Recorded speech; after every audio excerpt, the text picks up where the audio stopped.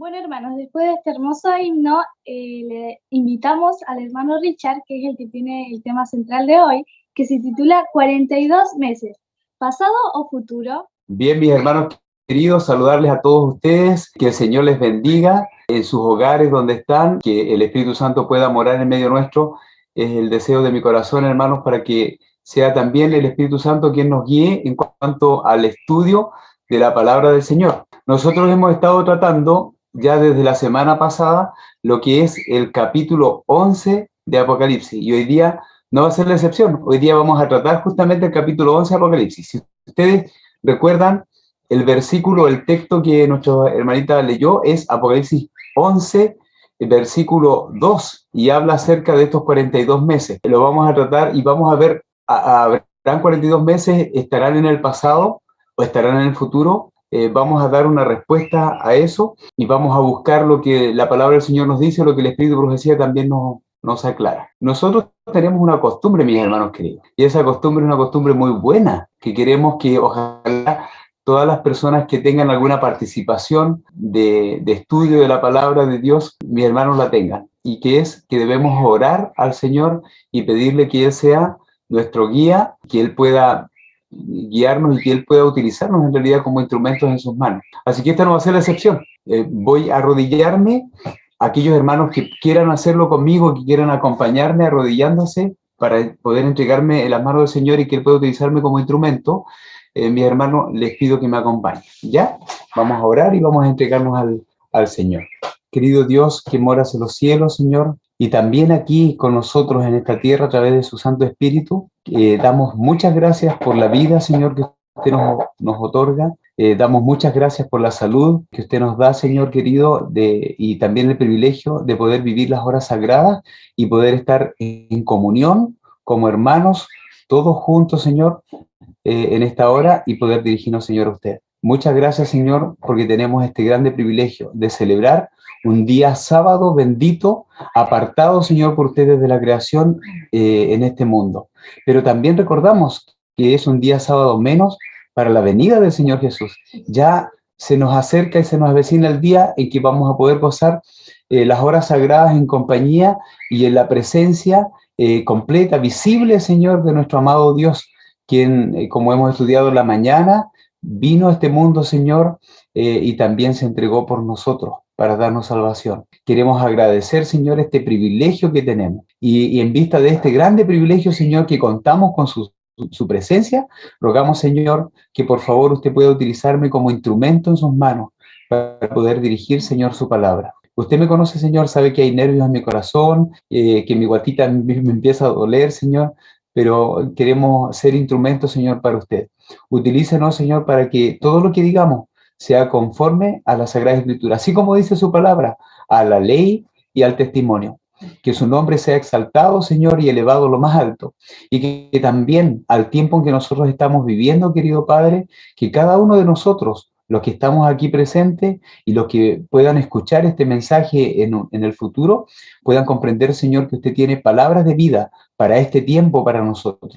Y que la finalidad es que cada uno de nosotros podamos prepararnos para los eventos futuros y finales que vienen. Querido Dios, enséñenos, por favor, porque en nuestra capacidad finita que tenemos no podemos comprender lo que su palabra nos enseña. Por eso rogamos e invitamos que su Espíritu Santo sea nuestro maestro en esta hora, que su Espíritu Santo sea quien nos enseñe y quien nos guíe a toda verdad. Por eso es que lo alabamos, Señor, y bendecimos su nombre, porque sabemos que usted tiene la verdad en sí mismo y que usted nos va a entregar, Señor, lo que necesitamos como pan de vida para este día. Gracias, Padre, por escucharnos.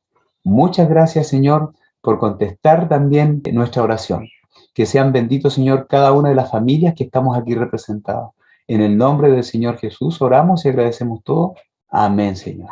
Amén, mis hermanos. Muchas gracias por acompañarnos en la oración. Ahora sí, habiendo pedido poder de lo alto, entonces nos podemos disponer a abrir, ya sea el espíritu de profecía o el sagrado libro que nos ha llegado a nosotros, Señor, de parte del Señor, que es la Biblia, ¿cierto? Mis hermanos, busquen su Biblia. Si tienen su Biblia, ténganla a mano y ustedes hermano, les invito a que seamos como los bereanos, que podamos buscar en la Sagrada Escritura si que lo que estamos leyendo es correcto o no. Y luego que el Espíritu Santo pueda guiar la mente de cada uno de ustedes, mis hermanos, para que los conceptos que estamos señalando ahora queden claros, pero no porque un hermano lo diga, sino que queden claros porque ustedes ya lo investigan, porque ustedes ya lo están estudiando y el Espíritu Santo está hablando a sus corazones. Ese es el objetivo, ¿ya? De que cada uno de ustedes tenga su palabra, la palabra de Dios, y puedan comprobar, abrir las escrituras, revisar si los versículos que estamos leyendo son los correctos y si le estamos dando también la visión que el Señor también espera. El versículo que vamos a leer es el versículo 2 del capítulo 11 de Apocalipsis. Pero el patio que está fuera del templo dice, déjalo aparte y no lo midas, porque ha sido entregado a los gentiles y ellos hollarán la ciudad santa 42 meses. Si nosotros recordamos la semana pasada, lo que nuestra hermanita Katy trató con respecto del capítulo 11 de Apocalipsis, ella se refirió en forma histórica general a lo que fue la Revolución Francesa. Mis hermanos, el capítulo 11 en sí nos está hablando justamente de los eventos que ocurrieron a finales de los años 1793 en forma específica, de ahí en adelante hasta 1798. Y habla acerca de lo que ocurrió como cosa histórica, lo que es la Revolución Francesa, que lo podemos buscar en los libros de historia, y que también está presentado en este maravilloso libro que se llama El conflicto de los siglos. Hay un capítulo, que es el capítulo 16, que habla acerca de la Biblia y la Revolución Francesa. ¿Cómo es que estos eventos, lo que señala la Biblia y la Revolución Francesa, estos eventos están enmarcados en lo que dice la Biblia, ¿ya? Y cómo se presentan. Ahora, a modo de introducción, quiero contarles lo siguiente. Yo tengo un sobrino y él en algún momento me hizo un alcance, porque él sabe que soy cristiano. Entonces dijo, tío, mire, nosotros somos cristianos porque hemos nacido acá en el occidente, y la religión que a nosotros se nos dice que es religión verdadera es la religión cristiana. Porque si hubiésemos nacido en otro lado, seríamos de otra religión. Como por ejemplo, en India seríamos hinduistas. Si hubiésemos nacido, no sé, en el Oriente, en Japón, China, a lo mejor seríamos de las religiones de Buda o de Confucio, ¿cierto? Entonces, mis hermanos, él me decía, aparte, hay otra cosa que yo tengo en mente, me decía mi sobrino, el hecho de que históricamente es la religión cristiana la que más muerte ha causado a nivel mundial. Millones de personas han sido muertos por la religión cristiana, me dijo. Yo le dije, como mártires, no, me dijo. Han matado personas, los cristianos han matado personas. ¿Saben? Yo no tuve mucho que refutarle porque en realidad sí lo que él estaba diciendo es verdad. Mi hermano, si nosotros recordamos el periodo de la Edad Media, miles, es más, millones de personas, mis hermanos, fueron muertos en nombre del cristianismo. Y no podemos negar eso, no podemos negar que esto ocurrió en la historia y que está en la historia. Ahí en la historia encontramos las famosas cruzadas, la famosa Inquisición, que en el nombre de Dios mataron infinidades de muchas personas en realidad, mis hermanos, muchas personas. Les llamaban herejes. Y si ustedes buscan en los anales de la historia, podrán encontrar también las formas como se llevaban a cabo estas muertes, formas macabras, mis hermanos. De la manera que ustedes se puedan imaginar, eran muertos los cristianos. O solamente vean los instrumentos que se utilizaban en la Inquisición y ustedes se van a dar cuenta de qué manera eran muertos las personas que no creían de acuerdo a lo que era la religión oficial de lo que se conoció como el poder en ese tiempo. Entonces yo no le pude negar eso a mi sobrino, de que sí, en el nombre del cristianismo se habían matado millones de personas. Pero, ¿saben? Hay algo sí que yo le pude refutar, y es el hecho de que no necesariamente era en el nombre o era realmente por aquellos que verdaderamente son cristianos, sino que era por aquellos que habían tomado el nombre de cristianos y que en base a ese nombre habían ejercido poder sobre el mundo y sobre las personas y habían dado muerte a estas personas. Y viene a mi mente el caso específico para que podamos entender lo que estoy diciendo, mis hermanos, de Saulo de Tarso. ¿Acaso Saulo de Tarso, mis hermanos, no persiguió a la iglesia? ¿Acaso Saulo de Tarso, perdón, no perseguía a aquellos que se decían cristianos, que eran de una religión que estaba surgiendo en el primer siglo, ¿cierto? Y los perseguía de ciudad en ciudad y los mataba y los llevaba al calabozo, y luego también levantaba la mano señalando de que su aprobación de que sí fueran muertos. Lo que sucedió con Saulo de Tarso, que Saulo de Tarso, camino a Damasco, como cuenta la historia, mis hermanos, como lo menciona en Hechos, el Señor Jesús lo hizo caer a tierra y le dijo: Saulo, ¿por qué me persigue? Él perseguía a los cristianos, pero en realidad estaba persiguiendo a Cristo. ¿Por qué me persigue? Y hubo una gran luz que se iluminó en la vida de Saulo de Tarso, que pasó luego a llamarse Pablo, quien fue el gran predicador hacia los gentiles. ¿Y qué predicó él? Acerca de Jesús y de Jesús de resucitado, ¿cierto? De ese Jesús que adelante estábamos hablando, crucificado y que resucitó y que ascendió a los cielos. Mis hermanos queridos, el punto es el siguiente, que Saulo, o Pablo como Saulo, perseguía a la iglesia creyendo él firmemente que estaba haciendo la voluntad de Dios. Pero cuando recibió la luz de Cristo y cayó del caballo, siendo iluminado por la luz de Cristo, hubo en él un cambio, y ese cambio lo llevó a ser un testigo verdadero de Jesucristo. ¿Saben? Hubo un sistema en el pasado, y este sistema, aunque recibió en su momento una luz, que fue una luz traída por Martín Lutero, esta luz no la recibió para ser reformado. Por el contrario, se levantó en contra de esta luz. Por lo tanto, la situación de este sistema no fue el mismo que sucedió con Pablo, que se volvió un cristiano fiel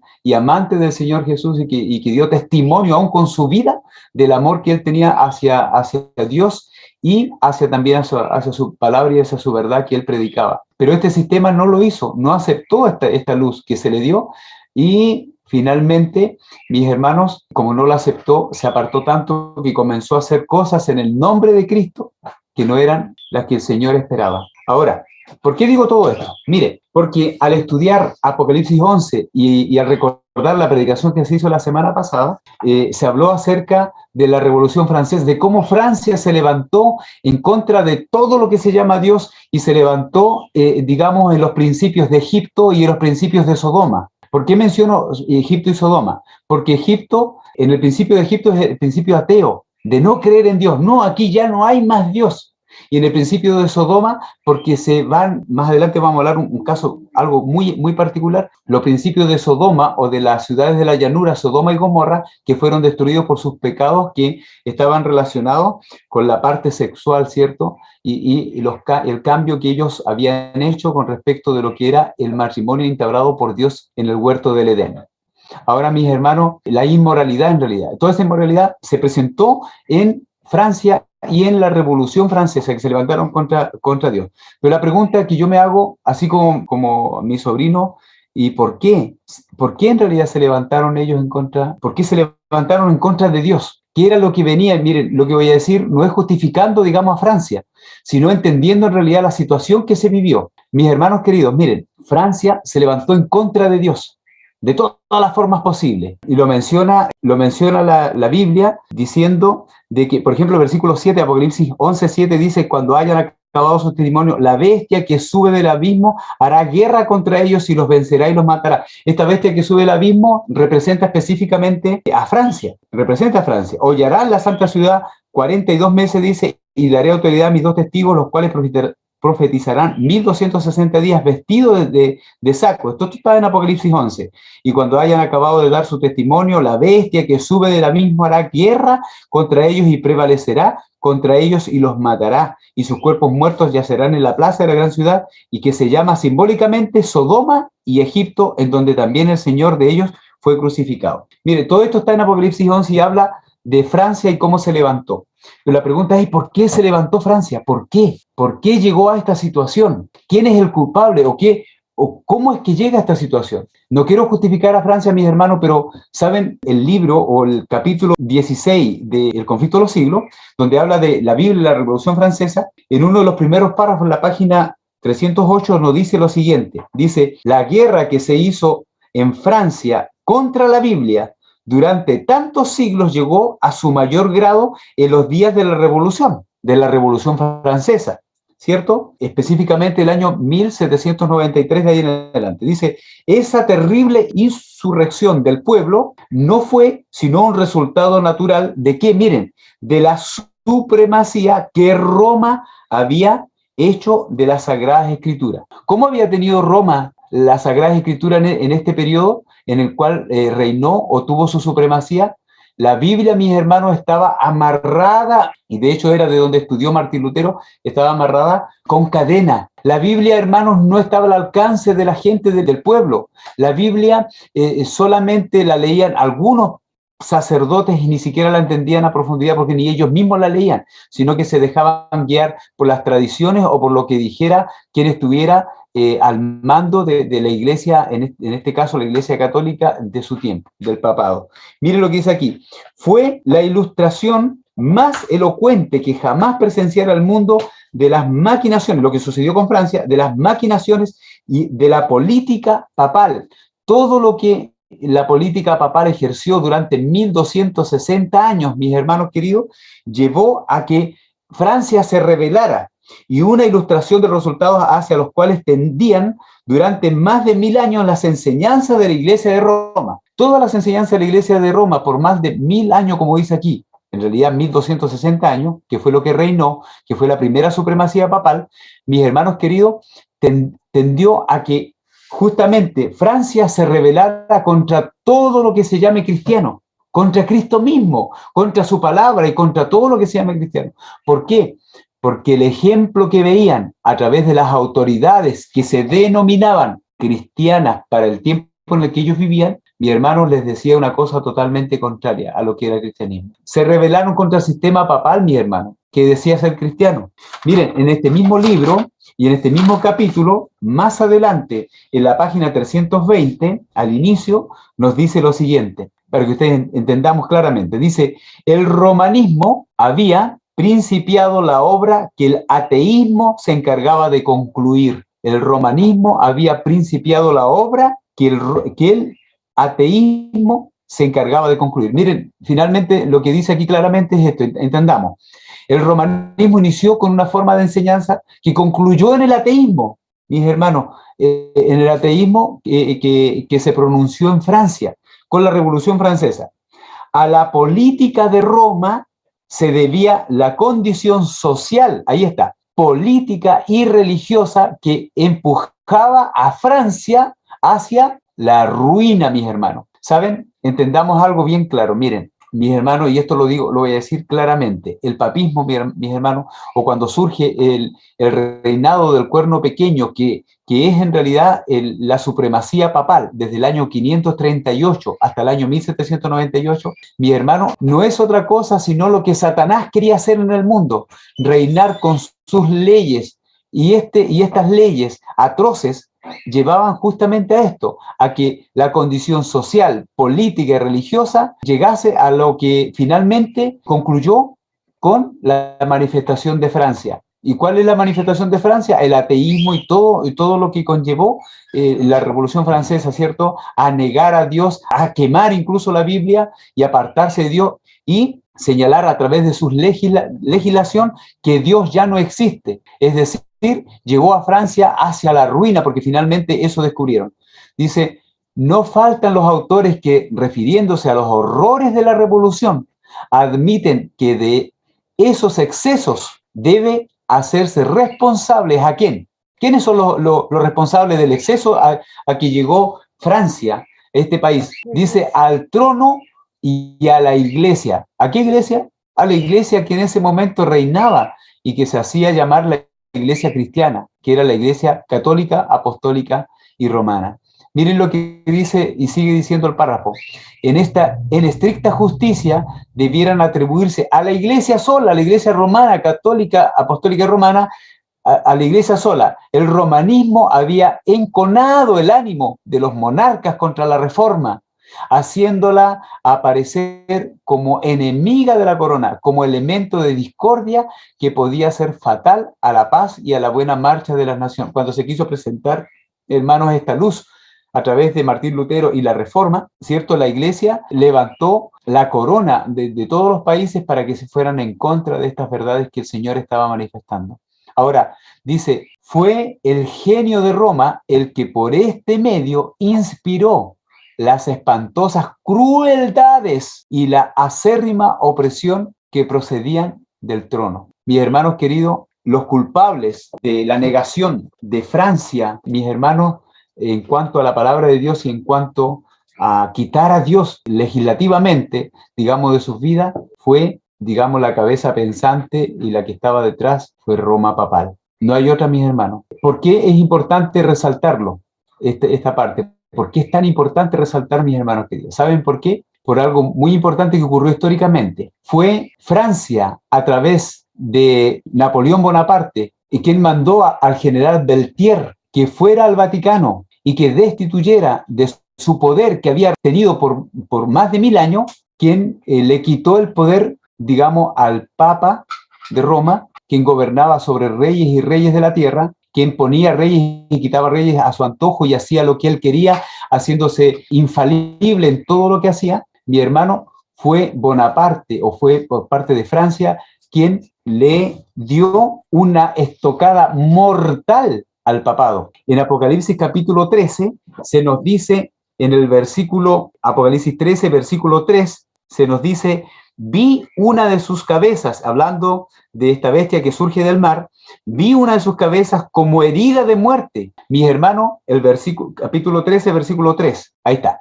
Vi una de sus cabezas como herida de muerte, está hablando de esta bestia que surge del mar, ¿cierto? Y una de sus cabezas, uno de estos poderes que Satanás levantó en el tiempo, tuvo una herida mortal, pero su herida mortal, dice luego, fue sanada, eso lo vamos a ver más adelante. Pero tuvo una herida, y la herida mortal, esta herida de muerte, mis hermanos queridos, quien le dio esta herida de muerte fue específicamente Francia. Fue en la Revolución Francesa, mis hermanos, a través de Bonaparte, ¿cierto? Y el general Beltier, quien fue a buscar al Papa Pío VI, que estaba en el Vaticano, le quitó todas las tierras pontificias y de esa manera el poder papal dejó de tener poder político.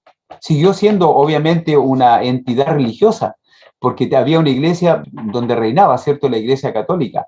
Pero, mis hermanos, dejó de tener poder político y le fueron quitadas sus tierras pontificias, todas las tierras que había robado por miles de años, mis hermanos, y quedó solamente enclaustrado en lo que es el Vaticano, que son, ¿cuánto? 3 kilómetros cuadrados. Eso es lo que es el Vaticano, mis hermanos. O en ese espacio quedó gobernando, digamos, el nuevo papa que eligieron, porque el Papa Pío VI, que fue llevado por el general Beltier, mi hermano, murió desterrado en otro lugar. Luego la Iglesia Católica obviamente volvió a sacar un nuevo papa y ese papa reinó dentro de la Iglesia, pero ya no con poder político. Bien, al aclarar esto de que fue la Revolución Francesa, mis hermanos, y que estaba descrita aquí en Apocalipsis 11, quien le da la herida mortal al papado, con esto también señalamos de que el periodo que la Biblia señalaba que iba a gobernar el papado, este periodo de 42 meses o 1260 días proféticos, o 1260 años, ¿cierto? Día por año, mis hermanos, concluyó en el año 1798. Se inició en el año 538, pero concluyó cuando Francia dio esta estocada mortal al papado, mi hermano, en el año 1798, dando la finalización a la profecía de los 1260 años. Por eso es importante mencionar esta parte aquí con respecto de Francia y lo que se menciona en el capítulo 11, donde sale destacado obviamente Francia y la Revolución Francesa. Yo quiero hacerle hincapié en otra cosa, mis hermanos, ahora con respecto de Francia. Saben, en la Revolución Francesa se nos indica con respecto de que ellos optaron o tomaron el carácter primero de Egipto, ¿cierto? Y ya decíamos que Egipto menciona específicamente el ateísmo. ¿El ateísmo qué es el ateísmo? Es no creer en Dios, es no aceptar a Dios como el creador de todo, el Señor de todo. Y eso se vio bien manifestado, si ustedes recuerdan la historia del faraón de Egipto, ustedes van a recordar de que el faraón de Egipto era quien decía, ¿y quién es Dios para que deje ir a su pueblo? ¿Y quién es Jehová para que yo le oiga y haga lo que él me dice? Fue el faraón de Egipto el que se levantó y dijo, yo no conozco a Jehová. Mis hermanos, ese mismo pensamiento fue el que se levantó en Francia, mis hermanos, para la Revolución Francesa. Pero también dice que Francia se levantó en el espíritu de Sodoma, mis hermanos. ¿Y a dónde nos lleva este espíritu de Sodoma? El mismo capítulo, la Biblia en la Revolución Francesa, página 313 del libro El conflicto de los siglos, se nos dice lo siguiente: Francia presentó también las características que más distinguió a Sodoma. Eso comienza diciendo. Y noten, miren mis hermanos, voy a seguir leyendo mientras Pedrito busca para que ustedes comprueben lo que estamos leyendo. Dice: durante la revolución manifestóse una condición moral tan degradada y corrompida que puede compararse con la que acarrió la destrucción de las ciudades de la llanura, es decir, las ciudades de Sodoma y de Gomorra, ¿cierto? Que fueron destruidas con fuego y azufre por parte del Señor. Dice: y el historiador presenta juntos el ateísmo y la prostitución de Francia. El ateísmo por Egipto, ¿cierto? Y la prostitución de Francia en relación a lo que es a las ciudades de la llanura, Sodoma y Gomorra. Pero ¿qué fue lo que hicieron en cuanto a la prostitución de Francia? Miren, dice: tal como nos los da la profecía, íntimamente relacionada con estas leyes que afectan la religión, se encontraba aquella que reducía, miren, esto es lo que hicieron en Francia, mis hermanos, la unión matrimonial. ¿A qué lo reducía? Esa es la gran pregunta. Fíjense que dice, ¿cuál es la unión matrimonial? El contrato más sagrado que pueden hacer seres humanos y cuya permanencia y estabilidad contribuye eficazmente a la consolidación de la sociedad. Mi hermano, aquí queda algo muy claro. Mire, la sociedad es sólida cuando existen familias constituidas. Las familias constituidas, los hogares representan una sociedad sólida. Aquí está el párrafo, para que ustedes lo vean. Francia presentó también las características que más distinguió a Sodoma. Y miren, y yo estoy leyendo porque hay como un párrafo. Dice: se encontraba aquella que reducía la unión matrimonial. Y el párrafo entre medio, digamos entre paréntesis, dice: el contrato más sagrado que puedan hacer seres humanos, cuya permanencia, este es el matrimonio, cuya permanencia y estabilidad contribuye eficazmente a la consolidación de la sociedad. Pero ¿a quién lo reducía esta unión matrimonial? A un mero convenio civil de carácter transitorio que dos personas cualquiera podían celebrar o deshacer a su antojo. Mis hermanos, ¿saben lo que está diciendo? Está diciendo, para que lo entendamos claramente, está diciendo de que Francia lo que hizo y rebajó el matrimonio a un mero contrato, mi hermano, un contrato civil en donde se podía deshacer, como dice aquí, celebrar y deshacerse cuando iba al antojo. Hermanos, el matrimonio, en vez de ser algo sagrado, algo puro, algo que el Señor, como dice, y que nadie lo separe y tenga responsabilidad del matrimonio, pasó a ser solamente un mero contrato de que yo estoy contigo, pero después ya no estoy contigo porque termino el contrato. Mire lo que dice aquí: si los demonios se hubieran propuesto inventar la manera más eficaz de destruir todo lo que existe de venerable, de bueno o de permanente en la vida doméstica de la persona, con la seguridad a la vez de que el daño que intentaban hacer se perpetuaría de generación en generación, un daño permanente, entonces dice aquí, no habrían podido echar mano de un plan más adecuado que el de la degradación del matrimonio. Satanás sabe que degradando el matrimonio destruye la sociedad, mis hermanos. Y esto dice Sofía, notable actriz que se distinguía por las agudezas de sus dichos, definió el casamiento republicano como el sacramento del adulterio, dice esta escritora, de Sophie Amoul, dice. Pero noten lo que dice, que los demonios no habrían echado mano de un plan más eficaz que degradar el matrimonio a un mero contrato que tú lo puedes llevar a cabo, pero lo puedes deshacer cuando tú quieras. ¿Saben, mis hermanos queridos? Yo quiero decir algo aquí en forma personal. Miren, todos nosotros tenemos tejados de vidrio y yo no soy la excepción, mis hermanos. Por eso que lo que voy a decir a continuación no es en contra de nadie, pero sí por estar hablando palabras que no son mías, sino palabras del Señor, tengo que decir lo que el Señor declara en su palabra, mis hermanos. Lo primero que voy a decir es lo siguiente, para que nos demos cuenta de algo. Esto que acabamos de leer ocurrió a fines del año 1700, entrando a 1800, y se estaba diciendo esto, que el matrimonio llegó a ser un mero contrato que se podía deshacer cuando las personas quisieran, mi hermano. Y podríamos decir, y ese tiempo era prácticamente el inicio del tiempo del fin, pero ya desde ese tiempo han pasado casi 200 años, mis hermanos. Finalmente nosotros en el año 2022 estamos viviendo en el tiempo del fin. ¿Ustedes creen que Satanás ha parado con su plan de destruir el matrimonio? Porque hoy por hoy, y es aquí donde yo, hermano, vuelvo a decir, yo tengo tejado de vidrio, así que no, permítame decir que no estoy metiendo el dedo en la llaga de nadie, sino que solamente señalar lo que es la palabra del Señor. Satanás no se ha detenido en la destrucción del matrimonio.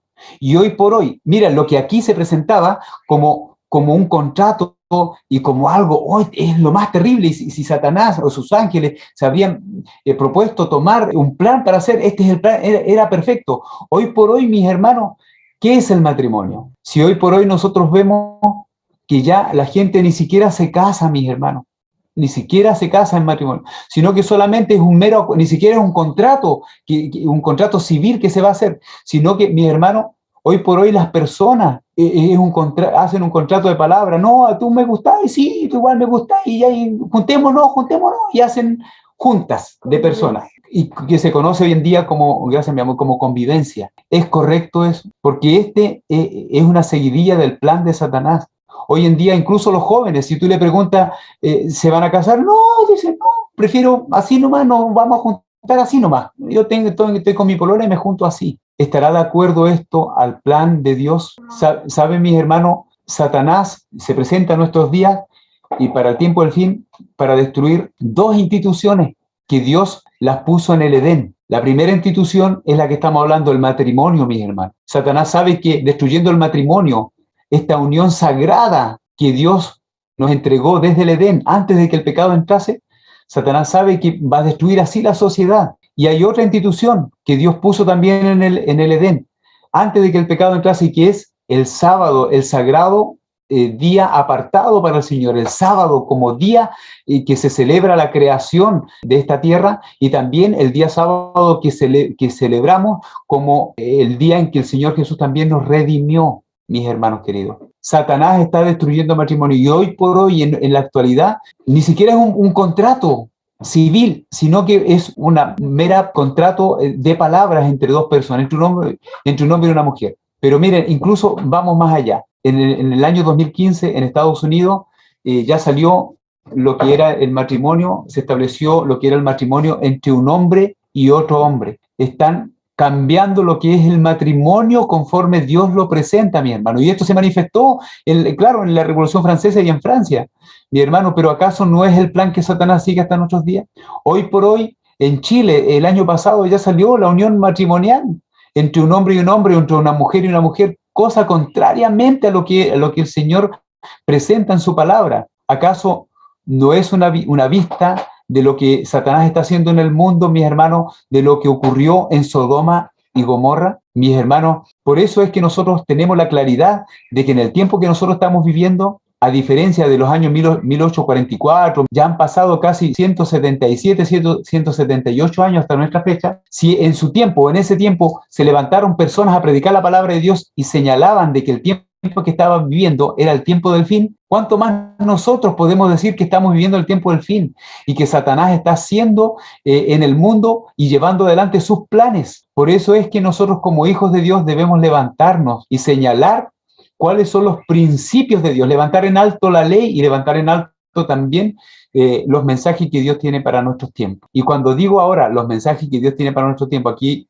cierro, mi hermano, con respecto del comentario, con respecto de lo que es el matrimonio que el Señor espera de sus hijos, ¿cierto? Si nosotros, mi hermano, si hay alguien entre nosotros que está viviendo en esta condición de convivencia, condición de solamente un contrato mero entre dos personas y que Dios no aprueba, es necesario que nos pongamos a cuenta y que le preguntemos al Señor que Él nos ordene nuestra vida para hacer conforme su voluntad, para andar de acuerdo a la luz que Él nos entrega y podamos concretar a lo que el Señor espera de lo que es el verdadero matrimonio para cada uno de nosotros. Eso también nos lleva a meditar, mis hermanos, que si tenemos alguna condición en la cual pensamos que soy hombre, pero en realidad yo me siento como mujer, que es en el caso de muchas personas que tienen la tendencia homosexual, mis hermanos, también que podamos ver lo que el Señor nos dice con respecto a eso. No estamos juzgando a nadie, mis hermanos. Sin embargo, estamos diciendo lo que Dios señala. el Señor dice que ningún hombre que se acueste con otro hombre, ni que ninguna mujer que deje el uso natural del hombre, así como el hombre deja el uso natural de la mujer, que se acuesta mujer con mujer o hombre con hombre, mis hermanos, llegarán al cielo. Y el Señor quiere que tú y yo lleguemos al cielo. Quiere que tú y yo dejemos todas las perversidades que Satanás ha puesto a nuestro alcance y que muchos hombres siguen para que nosotros podamos avanzar hacia el objetivo de Dios, que es que tú y yo podamos estar con el Señor en el cielo, ¿cierto? En donde todas las cosas que el Señor presenta y son buenas en gran manera. Todas son buenas en gran manera y que son de ayuda, que son de beneficio para la sociedad, para nosotros mismos como personas, para, en el caso del matrimonio, para nuestra esposa, para nuestro esposo, para nuestros hijos, mis hermanos. Un hogar bien constituido es una bendición para los hijos. Por eso es que Satanás quiere destruir el matrimonio, pero Dios quiere que los matrimonios permanezcan y que por la gracia de Dios y que por la bendición de Dios permanezcan en pie para ser un ejemplo a todo este mundo que anda y que camina contrario a lo que el Señor dice. Ahora, cerramos aquí el paréntesis con respecto de eso, porque yo quiero que vayamos hacia el punto de los 42 meses o de los 1260 años o tiempos y medio tiempo. Si ya hemos dicho de que nosotros realmente estamos viviendo en el tiempo del fin, y que el tiempo del fin no fue hace 187 años atrás, sino que nosotros realmente estamos viendo el tiempo del fin, es que nos lleva a pensar a nosotros y a señalar, ¿será que el capítulo 11 de Apocalipsis nos hablará a nosotros también? ¿Tendrá alguna cosa que decirnos a nosotros para nuestro presente y nuestro futuro próximo? Miren, hermano, la interpretación histórica que le hemos dado, y mi hermanita Katy la semana pasada hizo una comparación de versículos del capítulo 11 de Daniel con el capítulo 11 de Apocalipsis y nos hizo una comparación de versículos que nos llevó a pensar hacia el futuro. Oye, aquí hay cosas que nosotros debemos estudiar y leer. Yo quiero compartir con ustedes un párrafo que está en Evento de los Últimos Días, el capítulo La vida en el campo, es el capítulo 7. Sería la página 97, la cual nosotros vamos a leer en la última parte, la parte más abajito. Mis hermanos, aquí sale algo muy, pero muy interesante que lo que vamos a seguir diciendo está con esta base, en el espíritu de profecía, y luego vamos a buscar una base en la Biblia también que nos da las bases fundamentales para decir lo que vamos a señalar con respecto de este tiempo y medio tiempo, 42 meses, ¿ya? Miren lo que dice aquí, yo lo voy a leer mientras mi hermanito busca, dice, todos los que quieran comprender el significado de estas cosas, mira, aquí vamos a hacer un paréntesis, porque cuando dice aquí, todos los que quieran comprender el significado de estas cosas, la pregunta es, ¿y de qué cosas?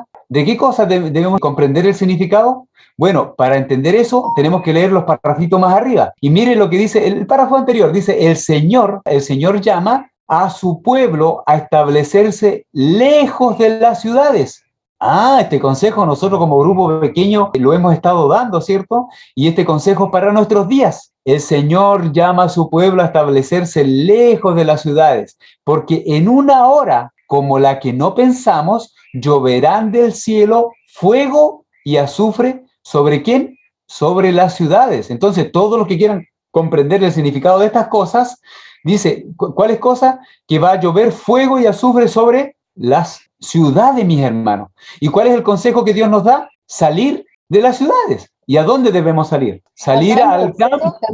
Al campo, ¿cierto, mi hermano? El Señor quiere que no estemos en las ciudades. ¿Por qué? Porque si Él dice que va a llover, van a caer juicios, mis hermanos. Y aquí noten, porque nosotros hemos estado hablando en predicaciones anteriores con respecto de las trompetas, y las trompetas son juicios, los juicios primeros que caen sobre esta tierra, y las ciudades van a ser destruidas.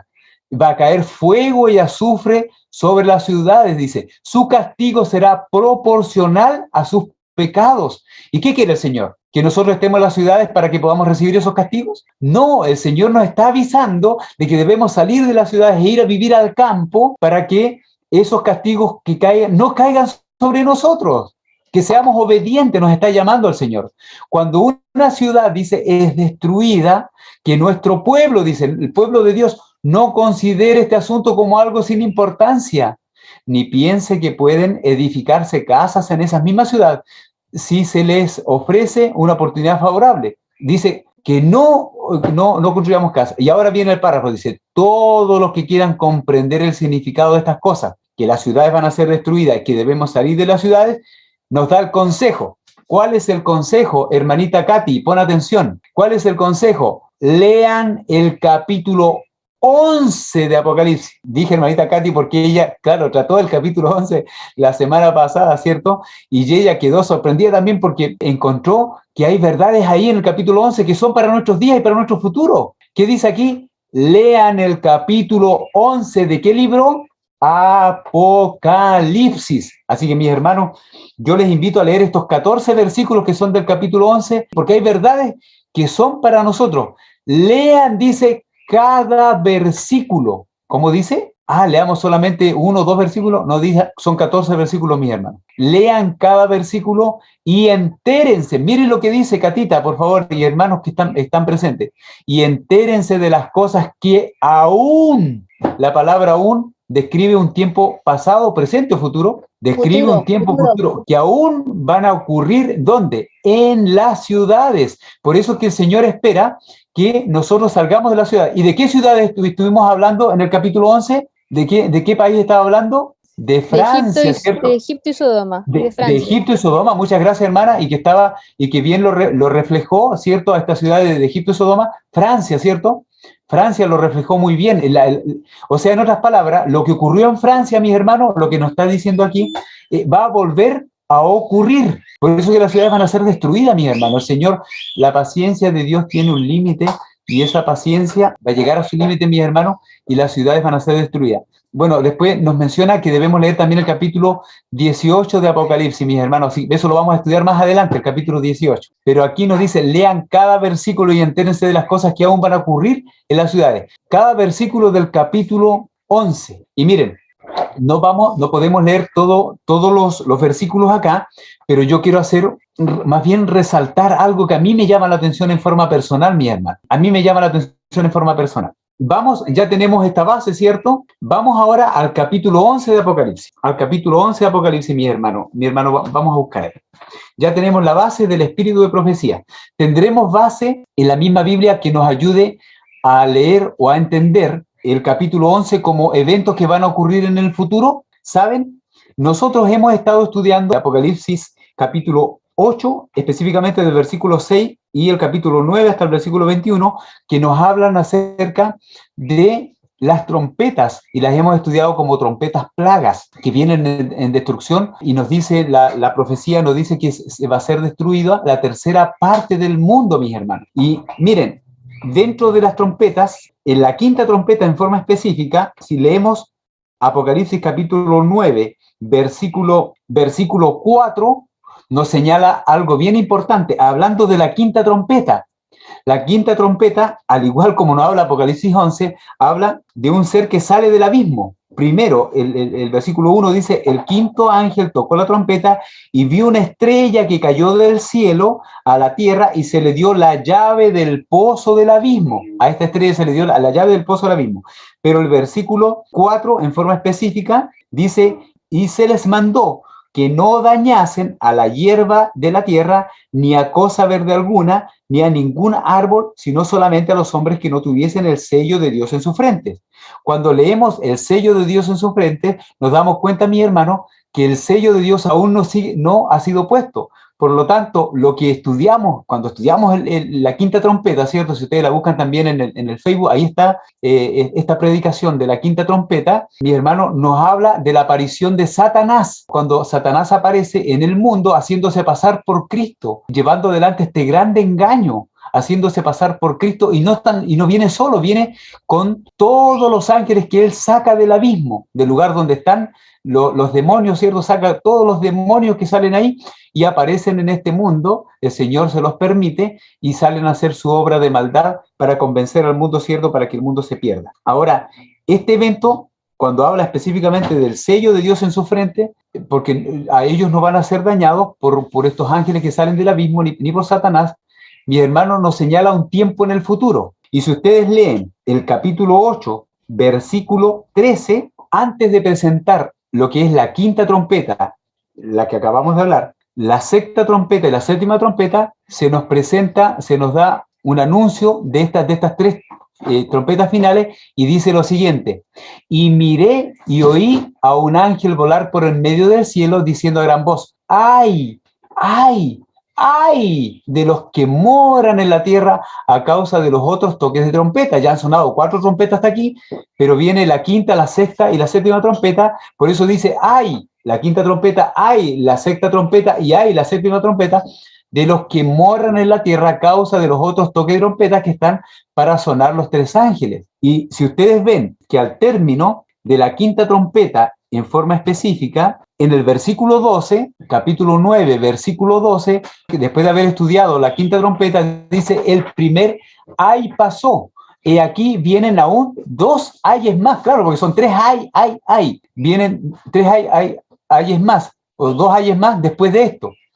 Hermanos, miren, para que los entendamos, las personas que están con nosotros y que son nuevas, cuando nosotros decimos ay, yo estoy trabajando como maestro, mis hermanos, y si yo me golpeo, el otro día me enterré por acá el atornillador en el dedo, y adivinen qué dije, ay, ay, o cuando uno se golpea con un martillo en la mano, ay, una cosa que duele, mis hermanos. Miren, estos ay son eso. Son justamente eventos de estos que nos hacen doler. ¡Ay!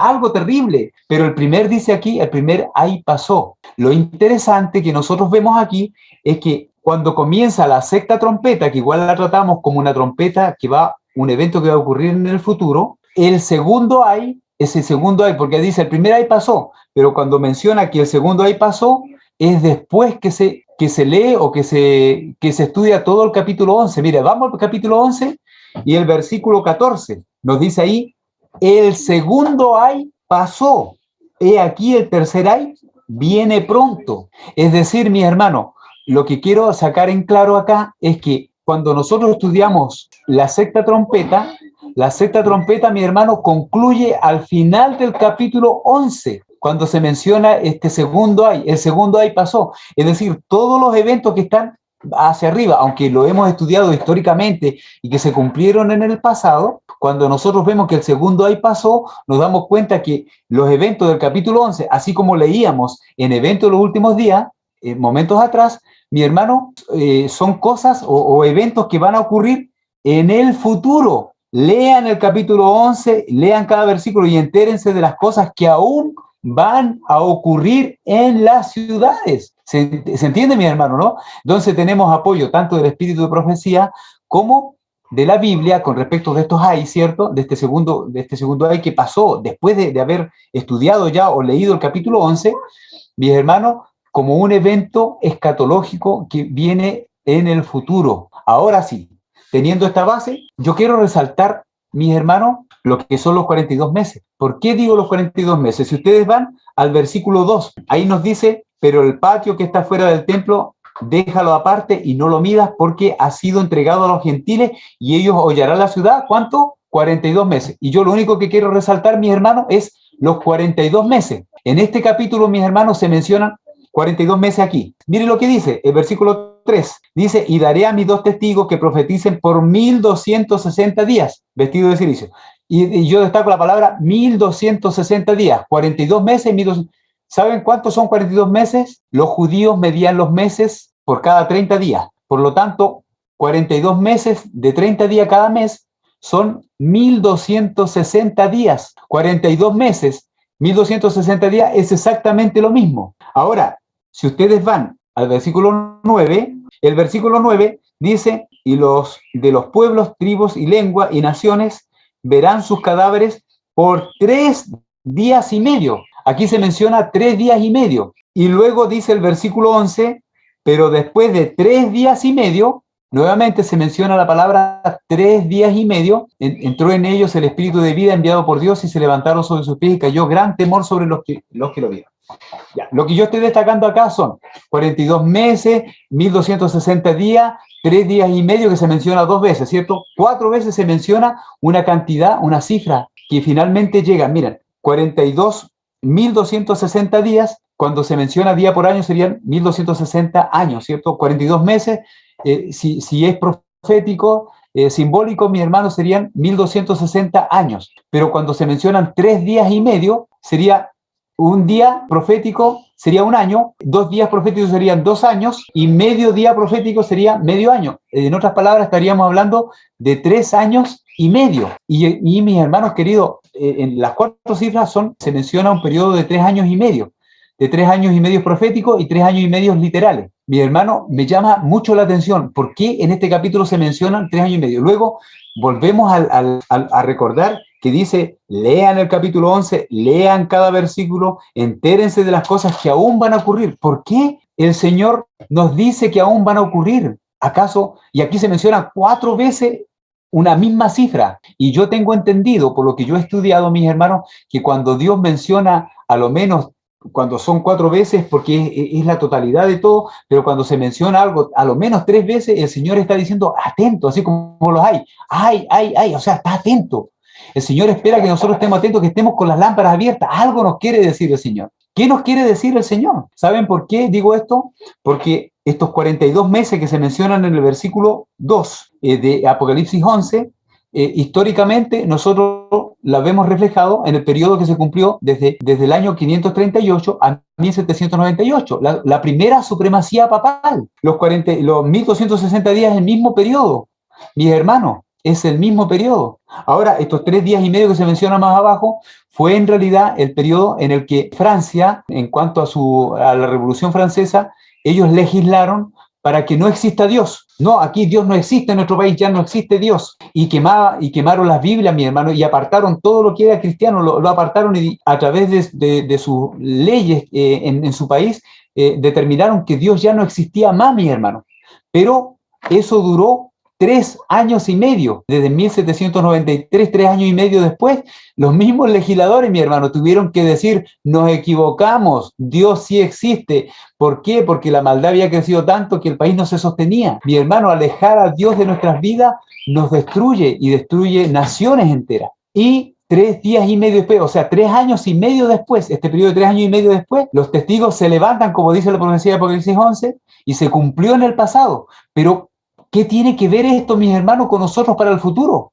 ¿Nos querrá decir algo el Señor? Saben que en Daniel capítulo 12, en el versículo 6, también se menciona el periodo de 1260 días. Dice, y la mujer huyó al desierto, donde tiene lugar preparado por Dios para que allí la sustenten por 1260 días. Ahora, en el versículo 14 de Apocalipsis 12 nos dice también lo siguiente, y se le dieron a la mujer las 2 alas de la gran águila para que volase delante de la serpiente al desierto, a su lugar, donde es sustentada por un tiempo, tiempos y la mitad de un tiempo.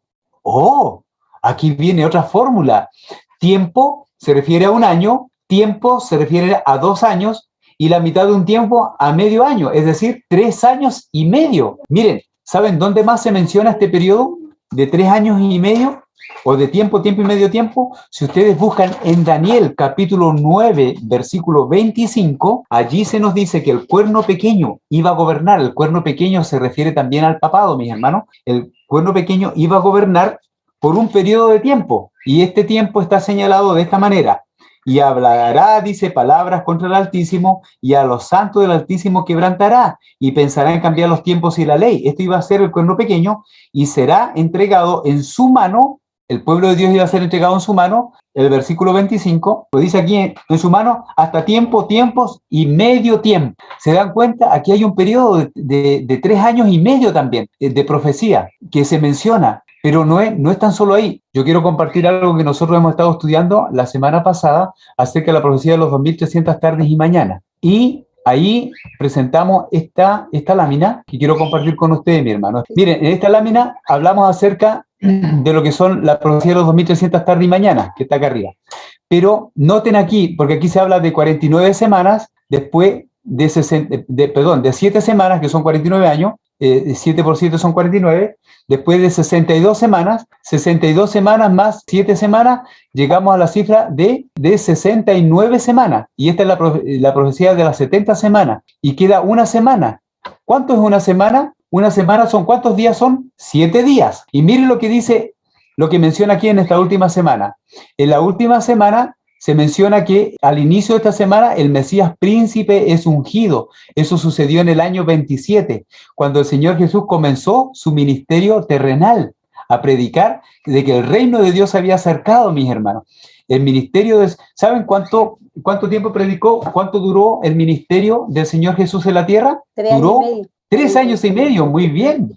Y miren, 3 años y medio, gracias a Dios, porque a la mitad de esta semana el Señor Jesús entregó su vida por nosotros, lo que la mañana hablábamos. La muerte del Señor Jesús fue a la mitad de esta última semana que se menciona aquí en esta profecía. Y habían pasado 3 años y medio que fue el ministerio del Señor Jesús, desde que se bautizó hasta cuando Él murió, ¿cierto?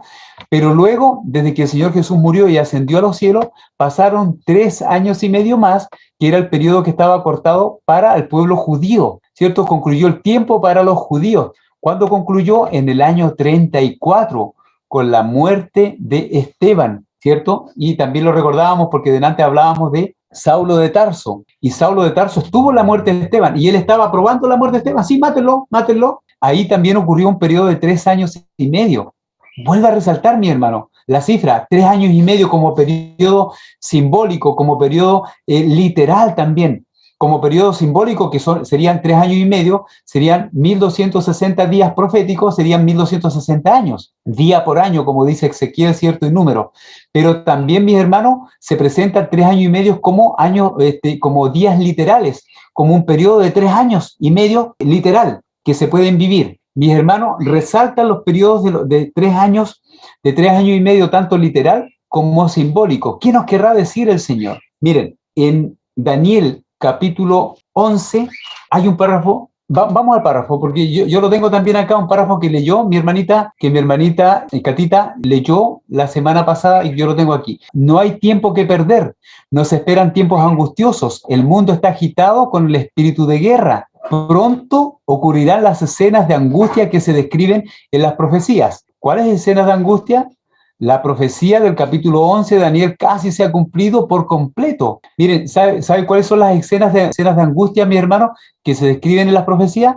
Aquí, hablando de Daniel, las escenas de angustia están descritas en el capítulo 12 de Daniel. Pero aquí dice, la profecía del capítulo 11 de Daniel casi se ha cumplido por completo. Mucha de la historia que ha ocurrido en cumplimiento de esta profecía se repetirá. Y en el versículo 30 se habla, si ustedes buscan después del versículo 30 al versículo 36, se habla de un poder que se contristará, regresará y se enojará contra el pacto santo. Está hablando del cuerno pequeño, de esta primera supremacía papal. Dice, y lo hará, dice, incluso volverá pues según su voluntad y se entenderá con los que abandonen el pacto santo. Con ellos se va a entender. Entonces aquí habla de una primera supremacía papal. Escenas similares, dice, a las que se describen en esta palabra, se repetirán. Es decir, para que nosotros entendamos, mis hermanos, aquí se describe en el capítulo 11, del versículo 30 al 36, de que hubo una supremacía, primera supremacía del cuerno pequeño, que nosotros sabemos que es la supremacía papal, y que fue la primera supremacía papal, que ya hemos estado viendo que terminó cuando Francia le otorgó la herida mortal, ¿cierto?, al papado. Pero dice, escenas similares a las que se describen en estas palabras se van a volver a repetir, es decir, va a volver una segunda supremacía papal. Vemos evidencia de que Satanás es rápido en obtener el control de las mentes humanas que no tienen temor de Dios delante de ellos. Todos deben leer y entender las profecías de este libro, del libro de Daniel, que está en relación también con Apocalipsis, mis hermanos. Por ahora estamos entrando en el tiempo de angustia que describe Daniel capítulo 12, los versículos 1 en adelante. Mis hermanos, ¿por qué hablo de todo esto? Porque en Daniel capítulo 12 se señala también un periodo de tiempo y medio tiempo. Comienza hablando ya del tiempo de angustia y aquí se nos dice en el versículo 7, dice, y oí al varón vestido de lino que estaba sobre las aguas del río, el cual alzó su diestra y su siniestra al cielo y juró por el que vive por los siglos de los siglos, que será por tiempos y la mitad de un tiempo, ¿qué cosa? La dispersión del poder del pueblo santo, todas estas cosas serán cumplidas.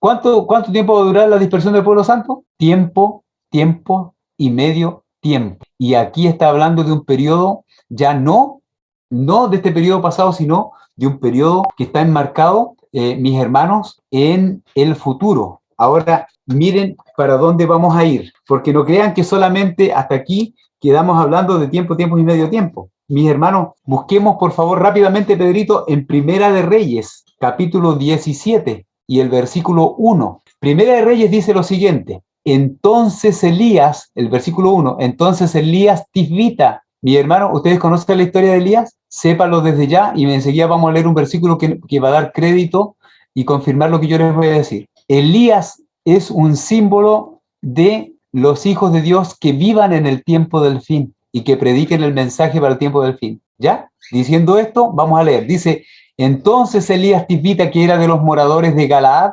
dijo a Acab, Acab era el rey de Israel, vive Jehová, Dios de Israel, en cuya presencia estoy, que no habrá lluvia ni rocío en estos años, sino, dice, por mi palabra. Pregunta, ¿hubo un tiempo de angustia en el pueblo de Israel que predijo Elías? Sí, no llovió, ¿cierto? No hubo lluvia, dice, ni habrá lluvia ni rocío en estos años. ¿Cuántos años? 3 años y medio. Ah, la tía dice 3 años y medio. Pero, ¿y bíblicamente dónde está eso? 3 años. Mire, leamos Apocalipsis, perdón, ahí el capítulo 18, Pedrito, el versículo 1 también. Dice, pasados muchos días, aquí ya cuando ya se acaba, ¿cierto? Este periodo de que no hubo lluvia, ¿cierto? Este tiempo de angustia, vino palabra de Jehová a Elías en el tercer año. Mire, aquí ya está diciendo, como dice la tía, se mencionan 3 años. En el tercer año, diciendo, ve, muéstrate a Acab, le dijo Dios a Elías, ¿cierto? Muéstrate a Acab, que era el rey de Israel, y yo haré llover sobre la faz de la tierra. O sea, en otras palabras, se iba a acabar el tiempo de angustia que había durado, a lo menos aquí dice, 3 años. ¿Pero será esa cantidad, 3 años? Miren, mis hermanos, para encontrar respuesta a esto, tenemos que ir a Santiago, capítulo 5, versículo 17, la importancia de tiempo, tiempo y medio tiempo, o de 1260 días, o de 3 años y medio, o de 42 meses. ¿Qué dice el versículo 17 del capítulo 5, del capítulo 5 de Santiago? Dice aquí, Elías. ¿Quién escribió Santiago, mi hermano? Santiago, pues mi hermano. Santiago lo escribió Santiago. Santiago mismo. Santiago lo escribió Santiago. Elías, dice, era hombre sujeto a pasiones como las nuestras, dice, y oró fervientemente para que no lloviese, ¿cierto?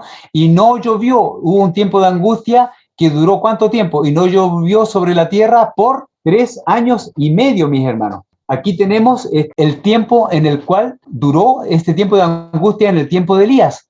Duró 3 años y medio. Pero, ¿saben? Porque yo les mencioné y les pregunté quién escribió este libro. Y ya dijimos que lo escribió. ¿Quién lo escribió entonces? Santiago, el apóstol Santiago. Pero Santiago no dijo esto porque él lo escuchó, porque simplemente a él se le ocurrió, mis hermanos, sino que él se lo había escuchado a otra persona. ¿Saben a quién se lo escuchó? Busquen, por favor, en Lucas capítulo 4, versículo 25. Mira lo interesante que sale aquí. ¿A quién creen ustedes que Santiago escuchó hablar de estos 3 años y medio de tiempo de angustia que vivió, que pasó en el pueblo de Israel y que fue dicho por Elías? Miren lo que dice el versículo 25. En verdad os digo que muchas viudas había en Israel en los días de Elías, cuando el cielo fue cerrado, ¿por cuánto tiempo? Por 3 años y 6 meses, mi hermano. 3 años y 6 meses, el mismo periodo. ¿Cuántos años? 3 años y 6 meses son 3 años y medio. Son 1260 días, son 42 meses, mi hermano, son tiempos y medio tiempo, pero aquí está hablando de tiempo literal. Tiempo de 3 años y medio, así como el periodo de predicación que tuvo el Señor Jesús, mis hermanos. Cuando el cielo fue cerrado, dice, por 3 años y medio. ¿Y quién lo dijo? ¿Quién está diciendo esto? Lo está diciendo el libro de Lucas. Está diciendo Cristo mismo. Pero lo está diciendo el Señor Jesús, por eso Santiago escuchó de la voz del Señor Jesús que en el tiempo de Elías se cerró el cielo, ¿cierto? Y no llovió por 3 años y medio. Ahora vamos, por favor, a Malaquías, el último libro del Antiguo Testamento, mis hermanos. Hay una profecía allí que es necesario que nosotros la tengamos en cuenta. Malaquías, capítulo 4, versículo 5. He aquí, yo os envío el profeta Elías. Ya conocemos la historia de Elías. Si ustedes quieren leer, vayan a Primera de Reyes y lean la historia de Elías y qué es lo que ocurrió ahí. He aquí yo os envío, dice el profeta Elías, dice el Señor, antes que venga el día de Jehová grande y terrible. ¿Cuál es ese día, mis hermanos? La segunda venida de Cristo Jesús, cuando el impío sea destruido con la gloria de la venida del Hijo de Dios que viene en gloria y majestad, mis hermanos. Entonces dice aquí, he aquí, dice la promesa de parte del Señor, yo os envío al profeta Elías antes que venga el día de Jehová grande y terrible. El profeta Elías que viene, mi hermano, no es el Elías el tisbita, no, sino que el profeta Elías que viene es un grupo de personas que tiene el mismo espíritu de Elías y que va a predicar con el poder de Elías para señalar de que la tierra va a ser cerrada, ¿cierto? De que no va a llover sobre la tierra. Dice, antes que venga el día de Jehová, grande y terrible, va a aparecer el profeta Elías. Aquí hay una promesa de parte de Dios, mis hermanos, y esta promesa se va a cumplir. Se cumplió en forma, en el tiempo del Señor Jesús, en una forma parcial. Se cumplió con la venida de Juan el Bautista. Si ustedes leen Mateo, capítulo 11, versículos 10 al 14, esta venida de Elías se cumplió en forma parcial en su tiempo con el Juan el Bautista. Dice, porque este es de quien está escrito. Dice, he aquí yo envío mi mensajero delante de tu faz, el cual preparará tu camino delante de ti. De cierto os digo, dice el Señor Jesús, entre los que nacen de mujer no se ha levantado otro mayor que Juan el Bautista, pero el más pequeño en el reino de los cielos mayor es que él. Y desde los días de Juan el Bautista hasta ahora, el reino de los cielos sufre violencia y los violentos lo arrebatan. Y el versículo 13 dice, porque todos los profetas y la ley profetizaron hasta Juan. Y si queréis recibirlo, él es el Elías, es aquel Elías que había de venir. Pero queda la promesa, porque Juan el Bautista, mi hermano, no existe para el día grande y terrible, el cual se menciona en Malaquías, sino que estamos vivos para este día que viene, somos tú y yo, mis hermanos. Entonces el Elías que viene somos nosotros. Ahora, para que podamos entender esto del Elías y de estos 3 años y medio y de esta profecía que en el futuro se va a cumplir, vamos a leer Apocalipsis capítulo 11. Noten, recuerden, ¿qué pasó en los días de Elías? Elías por su boca dice que no llovió, ¿cierto? No llovió sobre la tierra porque él profetizó y no llovió hasta cuando él volvió a orar al Señor y llovió.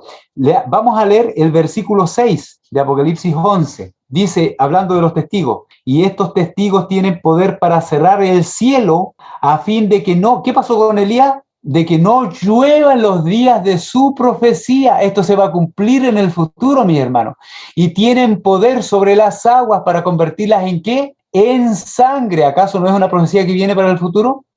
Y para herir la tierra con toda plaga. ¿Acaso no es eso lo que hemos estado estudiando con las trompetas, de que vienen plagas en el futuro? Y dice, y para herir la tierra con toda plaga cuantas veces quieran. Y el versículo 7, cuando hayan acabado su testimonio, la bestia que sube del abismo, esta bestia que va a surgir del abismo, hará guerra contra ellos y los vencerá y los matará, dice, y sus cadáveres estarán en la plaza de la grande ciudad. En sentido espiritual, se llama Sodoma y Egipto, que ya no va a ser Francia, mi hermano, sino va a ser toda la tierra, donde también nuestro Señor fue crucificado. Pero miren lo que dice el versículo 11, pero después de 3 días y medio,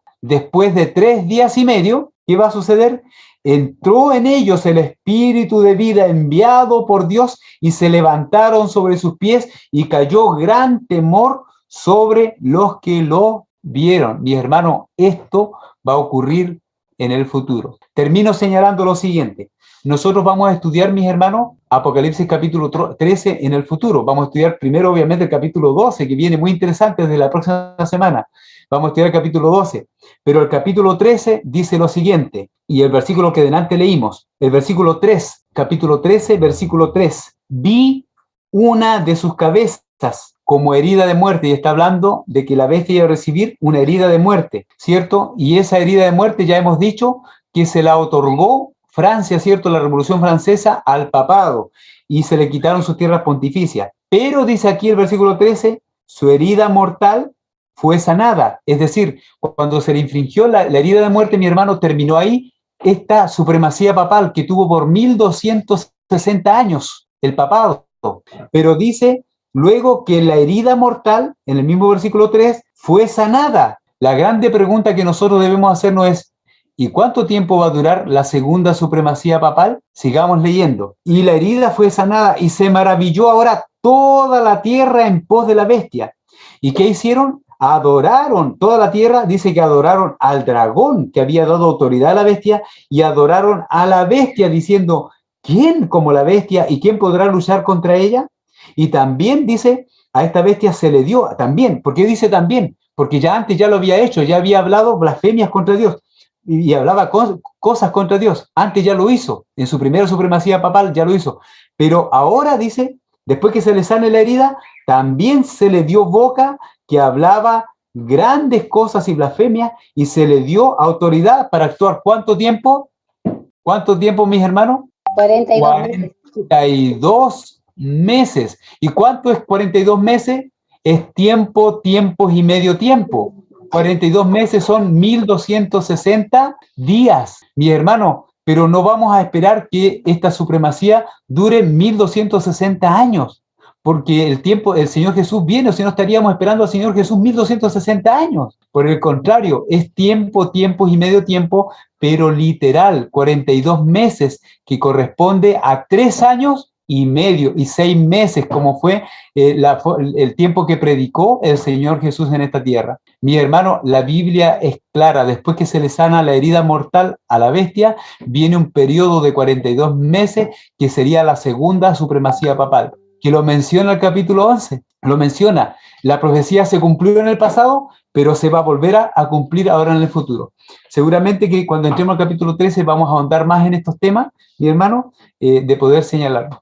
Pero hasta aquí, mis hermanos, nos sorprende cómo el Señor nos habla para prepararnos para el futuro. Yo espero que el Señor les haya dirigido a cada uno de ustedes en sus mentes, en sus corazones, de poder amar lo que el Señor nos tiene preparado, porque la profecía, como otras veces lo hemos dicho, es algo que Dios nos dice con anticipación y nosotros debemos señalar esta profecía. ¿Para qué? Para que cuando llegue y se esté cumpliendo, entonces las personas que no hayan escuchado crean no tan solo por nuestra palabra, sino crean porque el hecho o el suceso se está cumpliendo, mis hermanos.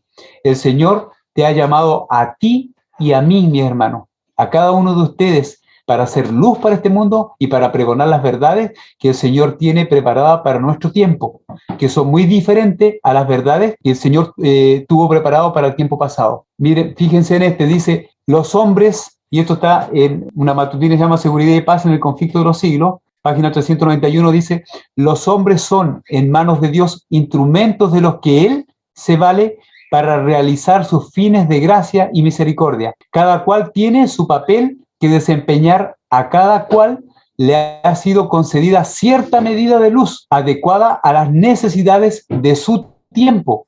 Por eso, mis hermanos, que yo les menciono, nosotros estamos en un tiempo muy especial y nuestra enseñanza de parte del Señor es a medida al tiempo en que nosotros estamos viviendo. Y dice que es suficiente para permitirle cumplir lo que nosotros aprendemos, nos es suficiente para cumplir la obra que Dios nos asigna, mis hermanos. Y cada uno de ustedes, mis hermanos, tiene este llamado de conocer lo que es la palabra del Señor para el tiempo en que nosotros estamos viviendo. Y aquí viene el consejo de parte del Señor también, de parte del Espíritu de Profecía. Cuando los libros de Daniel y Apocalipsis se entiendan mejor, y lo dice en Testimonio para los Ministros, página 114, los creyentes tendrán una experiencia religiosa completamente distinta. Recibirán tales vislumbres de los portales abiertos del cielo que la mente y el corazón serán impresionados con el carácter que todos deben desarrollar, que es la finalidad de parte del Señor, que nosotros desarrollemos caracteres que sean similares al de Cristo, a fin de comprender, ¿qué cosa? La bendición que será la recompensa de los de corazón puro. Aquí, mi hermano, el Señor nos invita a que nosotros debemos leer, ¿qué libros? Daniel en relación con Apocalipsis, como en este momento, por la gracia de Dios lo hemos hecho. Mi hermano, que el Señor les bendiga a cada uno. Espero que el tema les haya quedado clarísimo a cada uno de ustedes, que tengamos después argumento también en forma personal cada uno de ustedes para señalar y que puedan buscar y podamos seguir estudiando como siempre. Es nuestra invitación, mi hermano, que cada uno pueda estudiar por sí mismo las Sagradas Escrituras. Que el Señor Jesús, sus santos ángeles, la bendición de parte de nuestro Dios, sean sobre cada uno de ustedes, mis hermanos amados y queridos. Le pedimos a nuestro hermano Richard que por favor pueda hacer la oración final. Mi hermano, yo quiero agradecerle al Señor porque Él nos ha dirigido, porque en realidad es su palabra y se ha manifestado su Espíritu Santo en medio nuestro. Así que quiero hacerlo de rodillas, Y quien quiera acompañarme también de arrodillarse delante de nuestro amado Dios, entonces les pido que lo hagamos. ¿Ya? Los que puedan hacerlo, los que no, inclinamos nuestro rostro en señal de reverencia delante de nuestro Dios eterno. Querido Padre Celestial, amado Dios, qué lindo es poder estar, Señor, reunidos todos juntos como familia, y qué lindo, Señor, es poder estar reunidos a sus pies. También escuchando, Señor, su palabra, sabiendo, Señor, de que es el Espíritu Santo que nos ha guiado y que nos ha enseñado, Señor, en esta hora. Queremos, Señor, agradecer por su linda palabra. Queremos agradecer, Señor, porque cala, Señor, lo profundo de nuestro ser. Y, Señor, así como decía el canto, por su magna gracia, su profundo amor, yo estoy por Cristo. Queremos, Señor, nosotros tener este ánimo de poder estar por Cristo a cada hora y podamos dar testimonios a otros, Señor, de que a usted le amamos con todo nuestro corazón, y las verdades preciosas que usted nos entrega, Señor, para el tiempo en el que estamos viviendo, que podamos compartirlas, Señor, con nosotros. Que ninguno de mis hermanitos aquí, nuestros amigos, nuestros hermanos, nuestras hermanas, nuestros niños, Señor, de haber escuchado, Señor, estos mensajes, Señor, que nos quedemos callados, sino que podamos dar a conocer a otros este mensaje, Señor, que es un mensaje de preparación para cuando usted venga, para el día grande y terrible, así como decía Malaquías, Señor, grande y terrible, Señor, que viene y que es necesario que Elías sea levantado. Rogamos, Señor, para que usted nos considere a nosotros como los Elías para este tiempo del fin, y que usted nos provea, Señor, de su Santo Espíritu, para que nuestra voz siempre se levante en señal, Señor, de que nosotros creemos en usted y dando a conocer las verdades que usted tiene para nuestro tiempo. Alabado, Señor, bendecido sea su santo nombre, y muchas gracias por acompañarnos y darnos el privilegio de abrir la Sagrada Escritura y de poder entender a través de ella, Señor, su palabra para nuestros días. Que su bendición, Señor, caiga y esté sobre cada familia aquí presentada. Yo quiero abrir mis ojos, Señor, en este momento, para que su bendición esté sobre la familia de mi hermanita Janet, sobre la familia de mi hermanita Dani, sobre Cristian y su familia, Señor, sobre Pedrito, Señor, y su familia, sobre mi tía Dina, Señor, y su familia, sobre Juanito, Señor, y su familia, sobre Rodrigo, también, Señor, y su familia, sobre Marlene y su familia. Querido Dios, está Meli con nosotros, Señor, y ella comprende también una familia. Ruego para que su familia sea bendecida por usted. Sobre Andrés, Señor, su familia, sobre Paola, mi esposa, y nosotros seamos bendecidos por usted, sobre Ruth y la familia de Ruth, sobre mi hermanita Mónica y su familia, sobre Alexis y su familia. Querido Dios, entregamos nuestra familia en sus manos, mi mamita Carmen, Señor, y la familia que comprende ella, Señor, allá, y mi suegro en Temuco. Padre querido, sean bendecidos por usted. Gracias, Señor, por el privilegio que tenemos de ser su hijo, por el llamado que usted nos hace y por la protección que usted nos brinda hasta nuestros días. Rogamos, Señor, para que en el futuro próximo y todas las cosas que van a ocurrir, Señor, nosotros también podamos estar aferrados a su mano poderosa y podamos creer, Señor, en usted, y nuestra fe nunca decaiga. Se lo pedimos y entregamos nuestras familias en sus manos, en el nombre de Cristo Jesús. Amén, Señor, y amén. Amén, Señor.